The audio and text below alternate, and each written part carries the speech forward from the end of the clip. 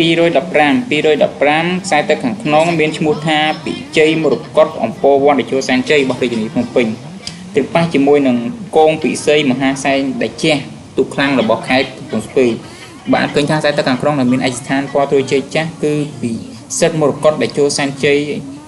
អំពរវ័នតេជោសែនជ័យកំពុងតែនាំមុខទៅលើកងពិ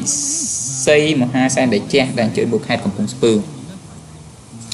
បានឃើញថាហួសកងពន្ធទី2ខ្សែទឹកខាងក្នុងគឺទទួលអាចថាទទួលជ័យជំនះ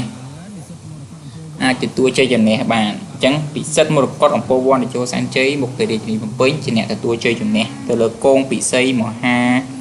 តេជះរបស់ខេត្តកំពង់ស្ពឺគូបន្ទាប់294បន្ទុំបុប្ផាបាទបន្ទុំបុប្ផាគឺជាទូកមួយដែលមានឈ្មោះបោះសម្លេងនៅក្នុងខេត្តកំពង់ចាមកំពុងតែនាំមុខទៅលើមហិទ្ធិឫទ្ធិនាគរាជសំណាងសែនជ័យដែលចេញមកខេត្តកណ្ដាលបានខេត្តកំពង់ចាមបាទបន្ទុំបុប្ផាគឺទទួលលទ្ធផលល្អមែនតែនសម្រាប់ថ្ងៃទី3នេះបានឃើញថាបន្ទុំបុប្ផាគឺជាទូក